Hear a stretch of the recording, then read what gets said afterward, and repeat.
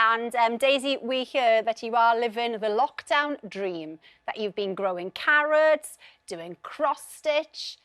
Have you been doing any stargazing? I've been doing a little bit. My flatmate pointed out Venus the other day. He has a little app that like you can see, sort of it shows you what you're looking at, and it was beautiful. Ah, very good. We learned now see how to spot Venus just now, didn't we? Anyway, we've got to get on to normal people. Oh my goodness, where do we start? We are. The thing is, we're so obsessed with it, like so many people, Paul. We've already spoke about the viewing requests for it and people watching it. Do you think people have fell in love with your character? Because it's very rare we see that level of vulnerability from a guy on screen. Yeah, I think that's something that people, and I'm really glad that people are kind of latching onto and kind of seeing, because Connell is kind of has all the traits of kind of a strong, masculine, kind of like very socially comfortable, even though we know kind of under the surface he isn't.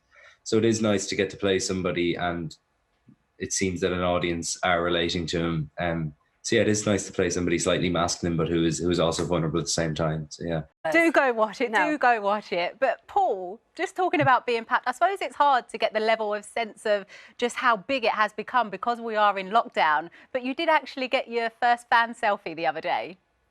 Yeah, I was on a walk in a park close to where I live, and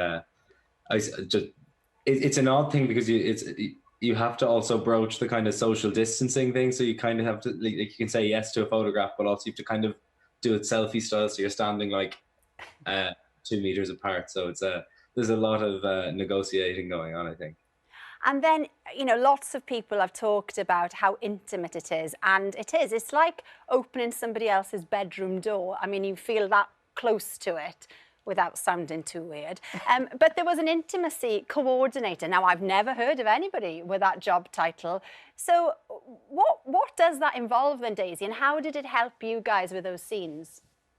Yeah, I mean, Ita O'Brien, who was our intimacy coordinator on the show, was just invaluable in kind of creating an atmosphere that meant that Paul and I felt very safe within the kind of boundaries of filming those scenes, because they are so important in the book, and they're really beautiful in the book. And it was, we felt they were done, you know, with justice in the series. And yeah, I mean, she just creates a kind of, I guess, a boundary, so we know there's no grey areas. We're able to have a very open conversation with what we both feel comfortable with and what's important story-wise for those scenes. Because they're always carrying on a narrative. They're never just thrown in for the sake of it. They're always very important to furthering the story. So, you know, it was just, she was amazing. And I really can't believe that it hasn't been the kind of norm to have someone there to kind of help us, because it's a stunt at the end of the day. You know, you are just like with a fight, you are simulating something that isn't real, and you need to make it look realistic. But it's also important that we feel, you know, psychologically safe within the boundaries too, because, you know, it's a vulnerable place to put yourself in. So, yeah, she was amazing. It should be the gold standard from now on, I think. Well, thank you both for bringing us such a beautiful series to watch during lockdown. Honestly, you've saved us in many ways. And the entire series of Normal People is available to watch on iPlayer.